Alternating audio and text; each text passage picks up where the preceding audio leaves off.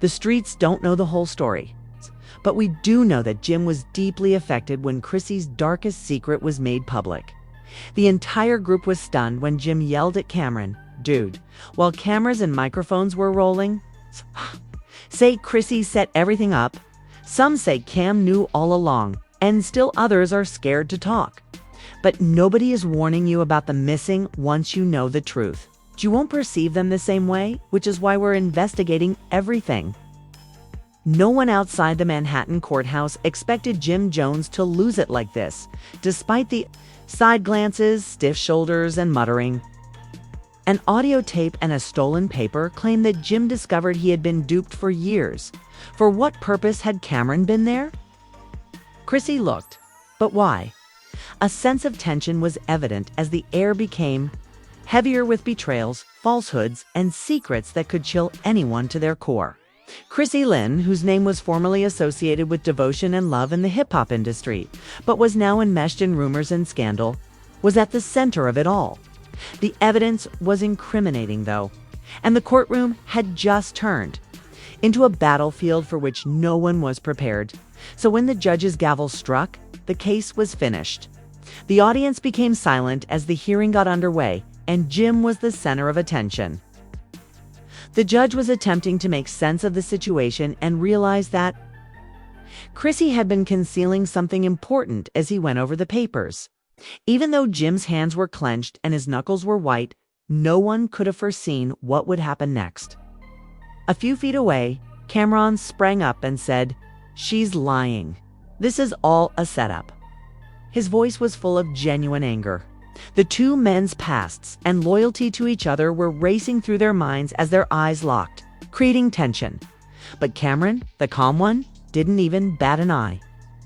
In a voice as cold as ice, he proposed, "Let's take this outside," but Jim, feeling deceived and enraged, refused to listen. Everyone was waiting to see what would happen next, so it was noisy as well, after Jim ran out of the courtroom, leaving a trail of rumors in his wake. Camron, reluctantly but forcefully, followed him. There was an electric tension between the two men. He broke the tense atmosphere in the courtroom by saying, "If you think, I'm going to walk away from this after everything we've been through," while the audience looked on, uncertain of what would come next. Was pacing as he considered all that had just transpired. Jim, what the devil is happening? You remained silent the entire time she was deceiving me." Jim inhaled deeply, his face incomprehensible. "Don't tell me you were aware of the issue. I didn't know. Jim, you're taking the wrong way. Got your back. How long were you there?" Jim swung around, his eyes burning with anger. "I didn't know the whole situation, so you have to believe me, man." Camron made an effort to maintain his position. Chrissy's tense eyes and firm voice made it clear that whatever was going on with him was much more severe than any of them had thought. Jim's eyes softened for a moment. He didn't want to think that someone he had trusted, like family, could betray him in this way. But the evidence was there, and he couldn't deny it no matter how hard he tried. "Right now, we need to figure this out together. Gotta get to the bottom of this," Camron said, drawing nearer and lowering his voice as he spoke. But a loud voice interrupted, demanding attention.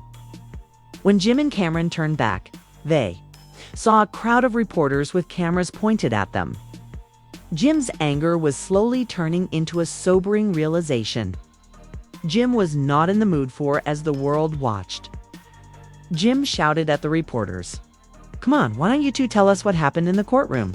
yelled one reporter, while another asked if Chrissy's betrayal was the reason for the void. "The world's watching. Need to stay ahead of this," Camron muttered as the cameras flashed, pulling Jim away from the media. "We can't keep doing this, man," he said, and Jim's face tensed until he nodded slowly. Jim knew Camron was correct, but he couldn't shake something deeper. The betrayal was about more than Chrissy now. It was about the secrets, the lies, and the friendships that were now in jeopardy. Jim Jones was far from ready to let the drama go, and the two men were caught in their own private battle with the world watching them every step of the way. The backlash was just getting started, and the betrayal had been exposed. The media storm that followed the events outside the courthouse was raging, with every outlet from the biggest gossip websites to the local tabloids consuming the drama. Jim was furiously angry about Chrissy's betrayal, but it wasn't just about her. The more he thought about it, the more he realized that there were other things he should have known but hadn't. He muttered, "I don't trust anyone anymore," as he stared at his phone as the texts continued to arrive. Camron stayed by his side, drew heavily on his cigar, and turned to face Jim. "You're right to feel that way, but don't let the anger blind you, man," Camron said. "You must give it some thought. Something's off. This isn't just about her lying to you. There's more at play here," Jim said quietly as he looked up at Camron. "We're in the middle of something bigger here," Jim said. But he didn't immediately answer because he was still thinking incoherently. Because they had gone through so much together, Jim had always trusted Camron. But he couldn't shake the feeling that something more sinister was hiding beneath the surface. Something he wasn't. Jim pulled out his phone and dialed a number after, noticing that the two guys had been walking silently for a few minutes. "Hey, what's up with Chrissy?" Jim's pulse skipped a beat when he asked, "What the hell are you talking about?" The man on the other end of the phone said, "You're not sure, are you?" The nearly contented voice went on, "She's been playing some serious games behind your back. You've only seen the tip of the iceberg, but there's a whole lot more underneath." With his nails cutting into his palm, Jim tightened his fist and screamed, "I swear, if she's been fooling me, I'm going to make her regret it." He gazed at his phone for a long time, mentally repeating the words. What the hell was that supposed to mean? I don't know who raised an eyebrow, but the man on the phone laughed coldly and said, "I wouldn't be so sure, Jim. You're about to find out the hard way." Before he could respond, the call ended. He turned to face Camron, his expression a mix of confusion and anger that was more than a warning. It was a threat. "You don't know the full story." And he opened the message that said, "We need to talk." Jim scowled when he realized that she was the one who had been deceiving me. "Explain." He turned to Camron and said, "I'm going, but I'm not going in blind. I need you to back me up." Camron nodded and said, "I got you, man. But we're not just walking into some full sit-down. We've got to be prepared for anything." Jim acknowledged that he had no idea what Chrissy would say, but he was certain it wouldn't be love. Jim knew the location, a small, peaceful space where he and Chrissy had shared many memories. The stakes were different this time. Jim was walking toward the entrance with his hands balled into fists at his sides. Each step felt heavier than the last as they entered the building. Later that evening, Jim and Camron arrived at the meeting spot, which was deserted except for a dim street lamp that provided some distant illumination. Jim noticed Chrissy sitting in the corner, calm but tense. Her eyes were screwed with unease, but her face relaxed at his sight. "Chrissy," he said icily, "what the devil is going on? After lying to me and attempting to deceive me, you now want to meet." Chrissy sighed and looked down as if she was struggling to find the proper words. Then she looked up at Jim with an unreadable expression and continued, "Jim, let me just say that I never meant for any of this to happen." Jim had his arms folded across his chest and added, "I'm listening," she said. "I never wanted to hurt you, Jim. There are things that go way beyond just me that I couldn't tell you."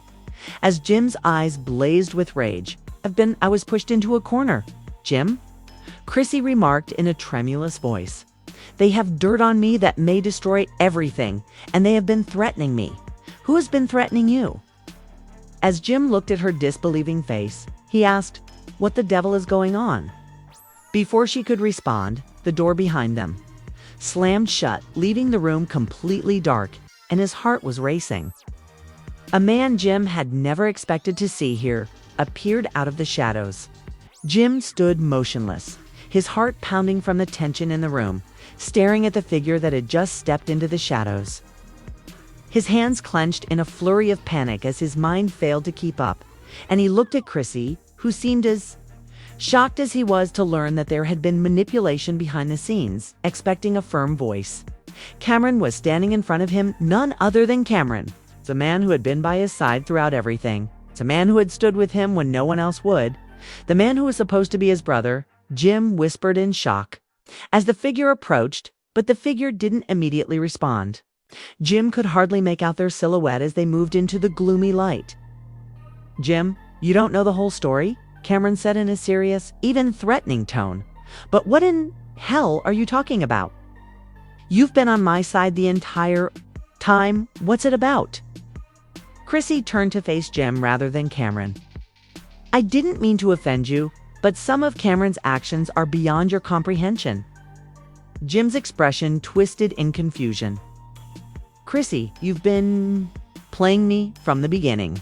The fact that you do this is astonishing. Camron, too. What is this?" Cameron's expression softened for a minute, as if he were sympathetic.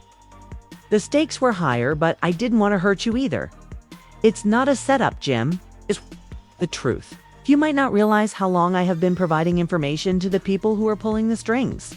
Cameron's voice became more relaxed with each sentence, as though the weight of his confession were finally being released. Jim staggered back, realizing that Chrissy was just the first step and not the main objective. "You've been working with them?" Jim muttered inaudibly, and the realization slammed him harder than any blow. "Yes," Camron responded in a tone of despair, "but not for the reasons you think. His closest friend, the one person he thought he could trust, had been lying to him all along. Jim, you've been the target for a while. I was the inside man, giving them information and keeping an eye on everything you did since you were the key to taking everything down. You think you can simply walk away from me after all you've done?" Cameron's eyes met Jim's with a chilly determination that said, "I'm done with them, and I'm done with you." Jim's voice was tremulous, and his emotions were running high. "What do you say? You spent too much time being blinded by allegiance." He heard a car engine revving outside before Jim could respond, and his countenance was unreadable as he motioned for Jim to look at the larger picture. "Let's go," Camron said as he turned to go to the door. And Jim stood there for a while, trying to process what had happened, his mind racing from one shock to another. He followed Camron outside, unable to shake the feeling that he was walking into a trap as soon as he stepped out into the world. The sudden change in tone, the distance, and the disinterest jolted Jim. What was going on? What was changing in Cameron's conduct? The air was cold. The sound of a car door slamming shut filled the parking lot, and a black SUV with tinted windows was in front of them. Camron said firmly, "We're leaving here, and you would better be prepared, Jim." Jim's stomach churned as he approached the car, not knowing what to expect or whom to believe. But one thing was certain. The game had changed, and the stakes were higher than ever. It's larger than you and all of us now. It's no longer just about you. With a loud thump, the SUV door closed behind the two men, and the driver, who Jim couldn't see, switched on the vehicle. And it began to move silently through the dark streets. Jim kept watching Camron, hoping to see a sign in his face that this was all a sick joke, but he didn't see any. And the tension in the air was palpable as the driver pulled out in front of an abandoned building with boarded-up windows and dirty dirt rather than a normal parking lot.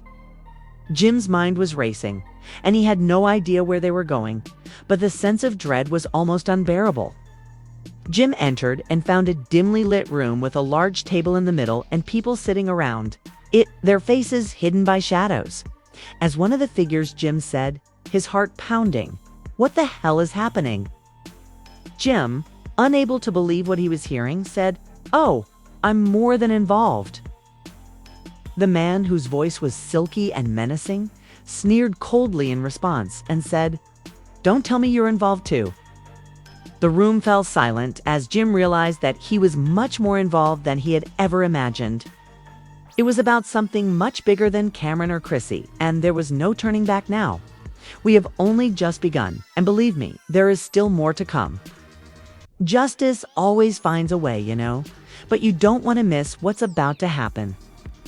Do you think Jim Jones has already lost, or will he be able to battle his way out of this? Tell me about it in the comments box.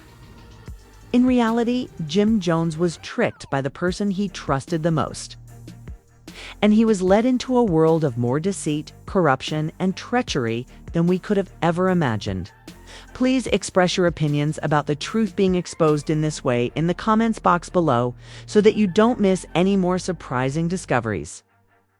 This is truly just the beginning, so be careful, pay attention, and keep in mind that the most astounding findings are often the hardest to believe. In the next one, you